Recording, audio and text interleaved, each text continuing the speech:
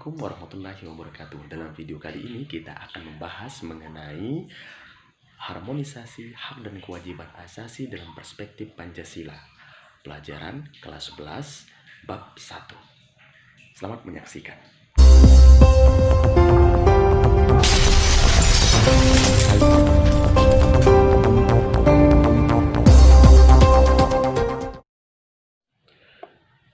Baik, sekarang kita langsung masuk kepada materi saja. Jadi harmonisasi hak dan kewajiban asasi dalam perspektif Pancasila.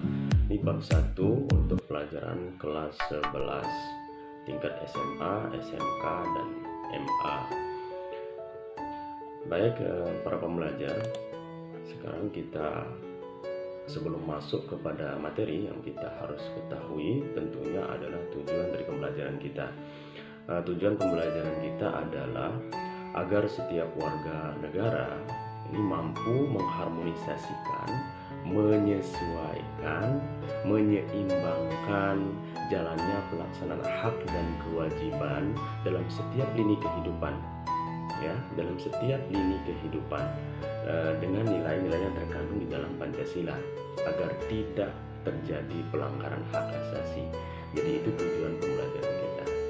Kemudian sebelum kita masuk pada materi yang lebih jauh, kita perlu dulu untuk bisa memahami apa yang dimaksud dengan hak, apa yang dimaksud dengan kewajiban, apa yang dimaksud dengan asasi, sehingga nanti kita bisa menjelaskan apa yang dimaksud dengan hak asasi manusia dan hak dan kewajiban asasi manusia. Nah, yang pertama yang perlu kita ketahui adalah apa yang dimaksud dengan hak. Hak adalah segala sesuatu yang harus dipenuhi. Kemudian kewajiban adalah segala sesuatu yang harus dilakukan. Nah, kemudian apa yang dimaksud dengan asasi? Yang dimaksud dengan asasi adalah segala sesuatu yang bersifat pokok, pokok atau mendasar. Nah, baru kemudian sekarang kita bisa mendefinisikan apa yang dimaksud dengan hak asasi manusia dan kewajiban asasi manusia. Nah, hak asasi manusia itu sendiri adalah hak dasar atau hak pokok yang dimiliki oleh setiap manusia semenjak dia lahir, yang merupakan anugerah dari Tuhan Yang Maha Esa yang tidak bisa diganggu-gugat oleh siapapun. Itu yang dimaksud dengan hak asasi manusia. Nah, selanjutnya apa yang dimaksud dengan kewajiban asasi?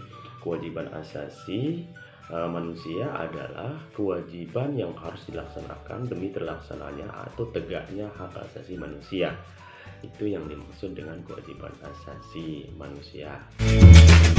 Baik, nah selanjutnya para pembelajar yang perlu kita ketahui bahwa hak asasi manusia ini tidak lahir begitu saja, tetapi hak asasi manusia ini muncul disebabkan karena adanya penguasa yang semena-mena dan golongan kaya yang menindas golongan tidak berada pada zaman-zaman terdahulu, sehingga muncullah pembelaan yang dilakukan oleh orang golongan bawah, sehingga kemudian terpikir bagaimana cara untuk membentuk suatu aturan untuk melindungi hak asasi manusia.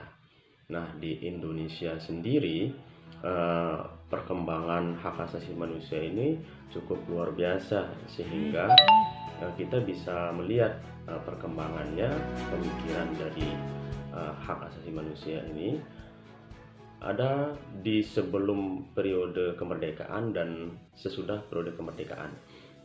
Nah, di sini kita bisa melihat sebelum periode kemerdekaan ya, bahwa Indonesia itu mengikuti berbagai macam konvensi, di antaranya konvensi Jenewa, konvensi tentang politik perempuan, ikut meratifikasinya ya. Kemudian untuk yang setelah kemerdekaan ini Indonesia itu melegitimasi hak asasi manusia secara formal, itu dicantum di dalam Undang-Undang Dasar Negara Republik Indonesia tahun 1945 dan Maklumat Pemerintah itu tanggal 3 November 1945. Baik, jadi hak asasi manusia ini perlu kita ketahui bahwa dalam diri manusia ini memiliki hak kodrat yang meliputi hak hidup, ya, kemudian ada hak untuk merdeka, dan hak untuk memperoleh atau memiliki kekayaan. Itu biasa ini orang-orang Barat pada mengenalnya dengan nama the right to life, ya, the right to liberty, dan the right to property. Nah, oke, sekarang kita lanjut masuk kepada macam-macam hak asasi manusia. Hak asasi manusia itu mencakup hak asasi pribadi, hak asasi politik, hak asasi ekonomi, hak asasi hukum, hak asasi sosial, hak asasi dalam tata cara perlindungan dan perlindungan hukum, ya. Selanjutnya, konsep hak dan kewajiban asasi manusia ini ciri-ciri khusus hak asasi manusia. Masih dalam konsep hak dan kewajiban asasi manusia. Ciri-ciri khusus hak asasi manusia itu yang pertama adalah hakiki, yang kedua universal, yang ketiga permanen atau tidak dapat dicabut, kemudian berikutnya tidak dapat dibagi-bagi.